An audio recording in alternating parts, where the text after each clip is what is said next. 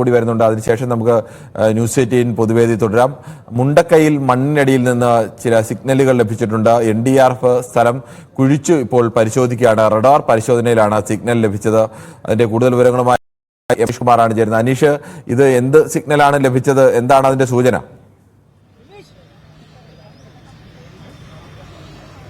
ഈ രക്ഷാപ്രവർത്തനം നടത്തുമ്പോൾ ദുരന്തഭൂമിയിൽ നിന്നും പലപ്പോഴും ചില അത്ഭുതങ്ങൾ പ്രതീക്ഷിക്കാം, അല്ലെങ്കിൽ ഹോപ്പ്, പ്രതീക്ഷ എന്നതിൽ അടിസ്ഥാനമാക്കി ചെയ്യുമ്പോൾ ചില കാര്യങ്ങൾ സംഭവിക്കാമെന്ന് നേരത്തെ തന്നെ ഈ രക്ഷാപ്രവർത്തകർ പറഞ്ഞിരിക്കുന്നു. അത്തരമൊരു വിവരമാണ് ഇപ്പോൾ പുറത്തു വരുന്നത്. തെർമൽ ഇമേജിംഗ് ടെക്നോളജി വഴിയുള്ള പരിശോധനയിലാണ് ഇപ്പോൾ ഭൂമിക്കടിയിൽ നിന്നും ഇത്തരമൊരു ജീവന്റെ തുടിപ്പ് അവർ കണ്ടെത്തിയിരിക്കുന്നത്. ഇതേ തുടർന്ന് അവിടെ കൃത്യമായ ഒരു തെരച്ചിലും പരിശോധനയും ഒക്കെ നടത്തിക്കൊണ്ടിരിക്കുകയാണ്.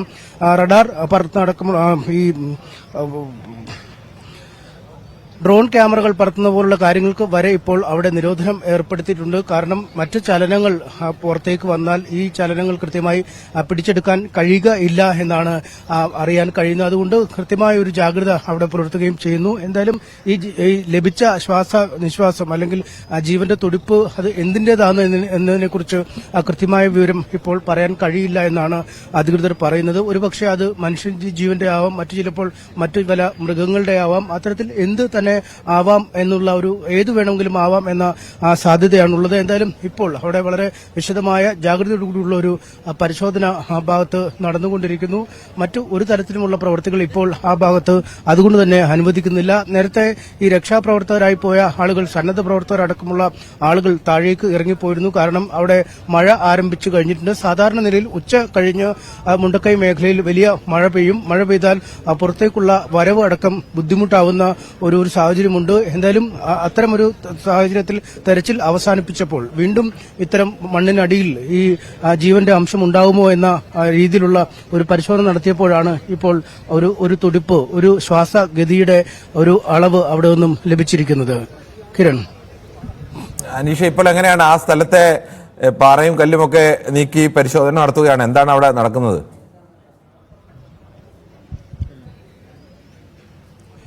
അവിടെ രാവിലെ മുതൽ തന്നെ പാറയും കല്ലും ഈ അവശിഷ്ടങ്ങളുമൊക്കെ മരത്തടിയുമൊക്കെ നീക്കം ചെയ്ത് ഉള്ള ഒരു പരിശോധനയാണ് നടന്നത്. പക്ഷെ വളരെ വലിയ രീതിയിലുള്ള ഒരു നാശനഷ്ടമാണ് ആ മേഖലയിൽ ഉണ്ടായത്. നിശേഷമായി തന്നെ ആ വീടും മറ്റു കെട്ടിടങ്ങളുമൊക്കെ തകർന്ന ഒരു സാഹചര്യം കൂടി ആയിരുന്നു ഉണ്ടായിരുന്നത്. അതുകൊണ്ട് തന്നെ നമുക്ക് അതിനെക്കുറിച്ച് പറയാൻ വാക്കുകളില്ലാത്ത വിധം വലിയ നാശങ്ങൾ വന്ന ഒരു സ്ഥലമുണ്ട്. നമുക്കെന്തായാലും വി അരുണിനോട് തന്നെ ചോദിക്കാം. രാവിലെ മുതൽ അവിടെ തെരച്ചിൽ വളരെ ഊർജിതമായി നടക്കുകയായിരുന്നു. ഇപ്പോൾ ഒരു ജീവന്റെ ഒരു ചെറിയ തുടിപ്പ് മുണ്ടക്കൈ ഭാഗത്ത് ലഭിച്ചിട്ടുണ്ട് ഇമേജിംഗിൽ. എങ്ങനെയായിരുന്നു രാവിലെ മുതൽ അവിടെ അത്തരത്തിലൊരു വളരെ സമഗ്രമായ തെരച്ചിലാണ്? തീർച്ചയായിട്ടും രാവിലെ മുതൽ മുകളിൽ രണ്ട് ഭാഗത്തും മുണ്ടക്കയിലും അതുപോലെ തന്നെ മറ്റു ഭാഗത്തുമൊക്കെ കൃത്യമായി ആ രീതിയിലുള്ള മുഴുവൻ എല്ലാ സംവിധാനങ്ങളും ഉപയോഗിച്ച് തെരച്ചിൽ തന്നെ നടന്നത്. ആർമിയുടെ റഡാർ ഉപയോഗിച്ചുള്ള പരിശോധന നടന്നു. പക്ഷെ അവിടെയൊന്നും അപ്പോഴൊന്നും ഒരു പ്രതീക്ഷയില്ല. ഇപ്പോൾ ഞാൻ ഏതാനും മിനിറ്റ് മുമ്പ് ഇറങ്ങി വരുമ്പോഴും ഈ മലയിറങ്ങി വരുമ്പോഴും അവിടെയൊന്നും ഒരു പ്രതീക്ഷയുമില്ല. അതിനുശേഷം തെരച്ചിൽ തുടരുന്നു.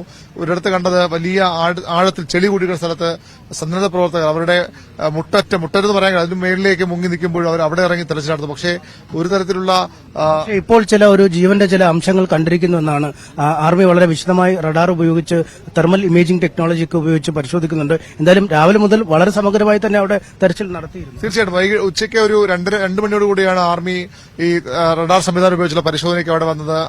ആ സമയത്ത് കാര്യമായൊന്നും കണ്ടെത്താൻ കഴിഞ്ഞതെന്ന് അവർ ആ സമയത്ത് അറിയിച്ചത്. പിന്നീട് ഒരുപക്ഷെ പിന്നീട് ഇത്തരത്തിൽ കണ്ടെത്തിയതാകാം. അവിടെ അതേ സമയത്താണ് രാഹുൽ ഗാന്ധി ഉൾപ്പെടെയുള്ള ആളുകൾ അവിടെ വന്നത്. അതിനുശേഷം ആ ഒരു നടപടികൾ കുറച്ച് വൈകിയെന്ന് തോന്നുന്നു. അതിന്റെ ഭാഗമായിരിക്കും ഇപ്പോൾ ഇങ്ങനെ ഒരു പ്രതീക്ഷയുള്ള വാർത്ത ലഭിക്കുന്നത്. കിരൺ, എന്തായാലും രാവിലെ മുതൽ അരുൺ ആ മേഖലയിൽ ഉണ്ടായിരുന്നു. വളരെ സാഹസികമായ രീതിയിലാണ് ഈ ഉരുൾപൊട്ടൽ നടന്ന ഇടങ്ങളിലേക്കൊക്കെ അവർ പോവുകയും ചെയ്തു. എന്തായാലും ആ ഇടത്തു നിന്നുമാണ് ഏറ്റവും അധികം നാശം വിതച്ച ഒരിടത്തു നിന്നുമാണ് ഒരു ചെറിയ ആശ്വാസത്തിന്റെ വാർത്ത കിട്ടുന്നത്. ആ വാർത്ത എത്രമാത്രം ഇനി മുന്നോട്ടൊരു ജീവനെ വീണ്ടെടുക്കാൻ കഴിയുന്നതാണോ അതോ മനുഷ്യനാണോ, അത്തരത്തിൽ എന്തൊക്കെ കാര്യങ്ങളാണ് എന്നതിനി വരും നിമിഷങ്ങളിൽ നമുക്ക് അറിയാൻ കഴിയും. കിരൺ, അനീഷ, ഈ തെർമൽ ഇമേജിംഗിൽ വരുമ്പോൾ സ്വാഭാവികമായും മൃതദേഹങ്ങളല്ല, മനുഷ്യന്റെയോ അല്ലെങ്കിൽ മറ്റേതെങ്കിലും ജീവജാലങ്ങളുടെയോ സാന്നിധ്യം ഈ മണ്ണിനടിയിലുണ്ട്. അതുതന്നെയല്ലേ ഈ തെർമൽ ഇമേജിംഗിൽ നമുക്ക് വ്യക്തമാകുന്നത്? തീർച്ചയായും ഇത് ഒരു ജീവന്റെ തുടിപ്പ് ആണ് ഇതിൽ പതിയുക എന്നാണ്, അല്ലെങ്കിൽ അത് സംബന്ധിച്ച സിഗ്നൽ ആവും ലഭിക്കുക എന്നാണ് നമുക്ക് മനസ്സിലാക്കാൻ കഴിയുന്നത്.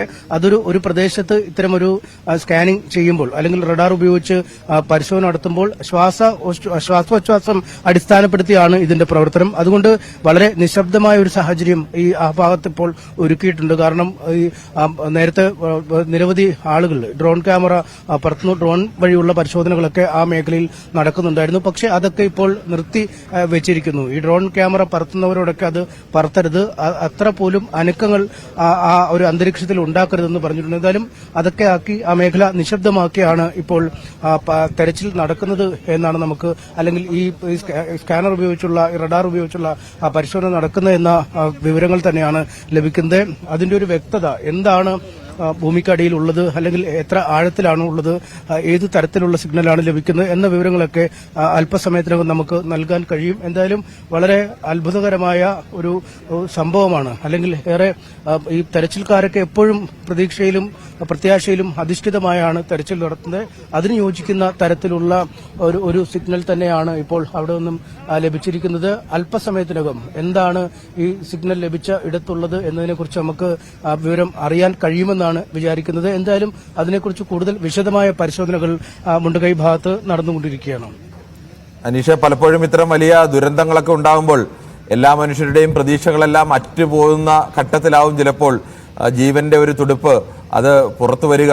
അങ്ങനെ പല സംഭവങ്ങളും പലപ്പോഴും ലോകത്തുണ്ടായിട്ടുണ്ട്. ഈ ഭൂകമ്പങ്ങളൊക്കെ ഉണ്ടാകുമ്പോൾ ആഴ്ചകൾക്ക് ശേഷം പോലും ചില മനുഷ്യരെയൊക്കെ ജീവനോടെ മടക്കി കൊണ്ടുവരാൻ കഴിഞ്ഞിട്ടുണ്ട്.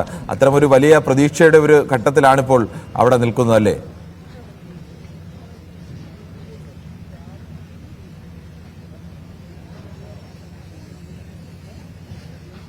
അനീഷ്, കേൾക്കാമോ?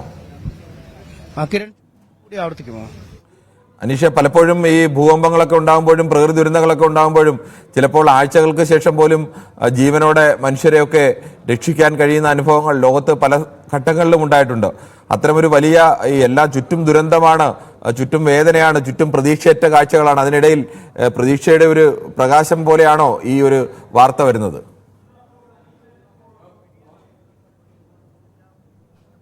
തീർച്ചയായും വലിയ നാശങ്ങൾ സംഭവിക്കുമ്പോഴും എല്ലാം നഷ്ടപ്പെട്ട് സർവസ്വവും നഷ്ടപ്പെട്ട് നിൽക്കുമ്പോഴും അവിടെ ലഭിക്കുന്ന ഒരു ജീവന്റെ തുടിപ്പ്, ഒരു പ്രത്യാശയുടെ കണം, അത് പലപ്പോഴും നമുക്ക് വലിയൊരു ആശ്വാസമായി മാറും. കാരണം കഴിഞ്ഞ 2-3 ദിവസങ്ങളായി നടത്തുന്ന തെരച്ചിലിൽ പലപ്പോഴും ലഭിക്കുന്നത് ഈ മൃതശരീരങ്ങൾ ആണ്.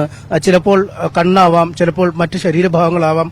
അങ്ങനെ ഓരോ ഭാഗങ്ങളായാണ് ഈ രക്ഷാപ്രവർത്തകർക്ക് ലഭിക്കുന്നത്. അങ്ങേയറ്റം ഒരു മനുഷ്യന് എത്രമാത്രം നിരാശ പകരാൻ കഴിയുമോ അത്രത്തോളം നിരാശ പകരുന്ന ദൃശ്യങ്ങളും കാഴ്ചകളും ഒപ്പം കേൾവികളുമൊക്കെയാണ് നമുക്ക് ഈ മേഖലയിൽ നിന്നുള്ളത്. ഈ പലയിടത്തും ഈ മക്കളെ തെരഞ്ഞു നടക്കുന്ന അച്ഛന്മാർ, അച്ഛനെ തെരഞ്ഞു നടക്കുന്ന മക്കൾ, അല്ലെങ്കിൽ ബന്ധുക്കൾ നഷ്ടമായ ഉറ്റവരും ഉടയവരും നഷ്ടമായ ആളുകൾ എന്നിങ്ങനെയുള്ള അങ്ങേയറ്റം നിരാശാജനകമായ കാഴ്ചകൾ തന്നെയാണ് കാണുന്നത്.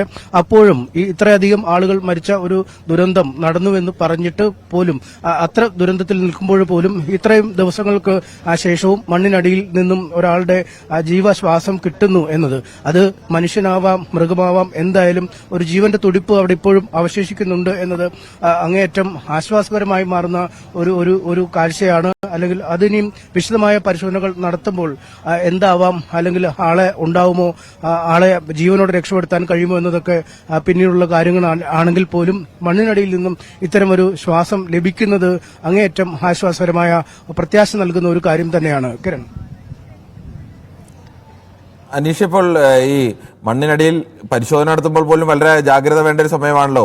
ഈ നീക്കുന്ന മണ്ണുകൊണ്ട്, നീക്കുന്ന കല്ലുകൊണ്ട് അപകടമുണ്ടാവരുത് എന്നുള്ളത് കൂടി ഇതിൽ ഏറ്റവും പ്രധാനമാണല്ലോ. ആരെങ്കിലും ഉള്ളിൽ എവിടെയെങ്കിലും കോൺക്രീറ്റ് കെട്ടിടത്തിനുള്ളിലോ മറ്റെവിടെയെങ്കിലും വെള്ളം കയറാത്ത ഒരു സ്ഥലത്ത്, കയറാതിരുന്ന ഒരു സ്ഥലത്ത് മനുഷ്യർ ജീവിച്ചിരിപ്പുണ്ടെങ്കിൽ, അല്ലെങ്കിൽ അവരുടെ ജീവൻ ഇപ്പോഴും ഉണ്ട് എങ്കിൽ അവർക്ക് പരിക്കേൽക്കാതെ അവിടെ രക്ഷപ്പെടുത്തുക, അതിനു മുമ്പ് അവിടെ ആള് തന്നെയാണ് ഉള്ളത് എന്ന് ഉറപ്പാക്കുക, അത്തരമൊരു പ്രവർത്തനമാണോ ആദ്യം നടക്കുന്നത്?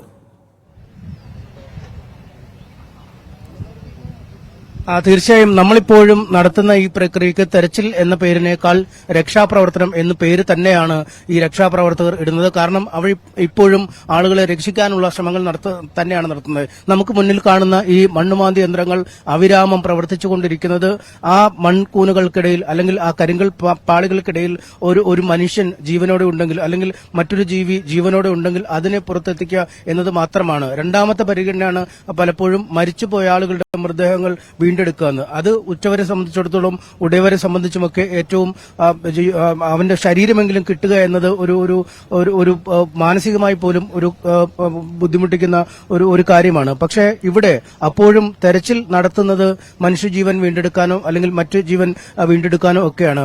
നേരത്തെ കിരൺ സൂചിപ്പിച്ചതുപോലെ തന്നെ പലപ്പോഴും ഇത്തരം ദുരന്തങ്ങൾ നടക്കുമ്പോൾ ദിവസങ്ങൾക്ക് ശേഷം പോലും ആളുകളുടെ ജീവൻ തിരിച്ചു കിട്ടാറുണ്ട്. ഭക്ഷണവും വെള്ളവും ഒന്നുമില്ലാതെ പോലും ആഴ്ചകളോളം താമസിച്ചിരുന്ന ആളുകളുടെ കഥകൾ നമ്മൾ വായിച്ചിട്ടുണ്ട്. അത്ഭുതകരമായ അതിജീവനത്തിന്റെ കഥകൾ നമ്മൾ വായിച്ചിട്ടുണ്ട്. അതുകൊണ്ട് ഈ മൺകൂനുകൾക്ക് ഇടയിൽ എവിടെയെങ്കിലും ഒരു തുരുത്തിൽ ജീവനോടുകൂടി ഇരിക്കുന്ന ആരെങ്കിലും ഉണ്ടെങ്കിൽ അവരെ കണ്ടെത്തുക എന്നത് തന്നെയാണ് ലക്ഷ്യം. അതുകൊണ്ട് ഓരോ ചുവടും ഇവർ വളരെ ശ്രദ്ധിച്ചാണ്. അവരുടെ ഓരോ കണ്ണുകളും താഴേക്കാണ് ഉള്ളത്.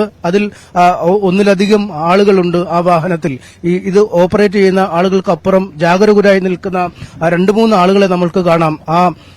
മഴക്കോട്ട് ധരിച്ച അതിൽ ഒരാൾ ഒരു പോലീസുകാരനായിരിക്കും, മറ്റൊരു ദുരന്ത നിവാരണ സേനാംഗമായിരിക്കും. പലപ്പോഴും താഴെ ഇത് കല്ലുകളും മറ്റുമൊക്കെ മാറ്റുന്നത് നാട്ടുകാരായ സന്നദ്ധ പ്രവർത്തകരാവാം, ദേശീയ ദുരന്ത നിവാരണ ആ സേനയുടെ പ്രവർത്തകരാവാം. അവരൊക്കെ വളരെ ജാഗ്രതയോടുകൂടിയാണ് ഈ മണ്ണിലേക്ക് കൈകൾ. ദുഃഖകരമായ വാർത്തകൾക്കിടയിൽ നിന്ന് പ്രതീക്ഷ നൽകുന്ന ഒരു വാർത്തയാണ് ഇപ്പോൾ അനീഷ് റിപ്പോർട്ട് ചെയ്യുന്നത്. അവിടെ മനുഷ്യരുടെയോ ജീവജാലത്തിന്റെ സാന്നിധ്യം മണ്ണിനടിയിലുണ്ട്. അത് മനുഷ്യരുടേതാണെങ്കിൽ അവരെ ജീവനോടുകൂടി തന്നെ അവരുടെ ജീവൻ നഷ്ടപ്പെടാതെ അപകടപ്പെടാതെ രക്ഷപ്പെടുത്താൻ വേണ്ടിയുള്ള ശ്രമങ്ങളാണ് അവിടെ നടന്നുകൊണ്ടിരിക്കുന്നത്. നമ്മളെല്ലാവരും തീവ്രമായി ആഗ്രഹിക്കുകയാണ് അത് മനുഷ്യർ തന്നെ ആവണമെന്നും അവർക്ക് ജീവ അപായമുണ്ടാവാതെ തന്നെ അവരെ രക്ഷപ്പെടുത്താൻ കഴിയണമെന്നും. ഇത്തരം ചില പ്രകാശത്തിന്റെ ചില മുഹൂർത്തങ്ങൾ എല്ലാ ദുരന്ത സ്ഥലങ്ങളിലും ഉണ്ടാവാറുണ്ട്. അത്തരമൊരു പ്രകാശത്തിന്റെ മുഹൂർത്തം ഇവിടെയും ഉണ്ടാകട്ടെ എന്ന് നമ്മൾ എല്ലാവരും പ്രതീക്ഷിക്കുകയാണ്. ന്യൂസ് 18 പൊതുവേദി ഈ ഒരു വിഷയം വന്നുകൊണ്ടാണ് ഇതിലേക്ക് കടക്കേണ്ടി വന്നത്. എന്തായാലും ഇന്നത്തെ ന്യൂസ് 18 പൊതുവേദി പൂർണ്ണമാവുകയാണ്. നമസ്കാരം.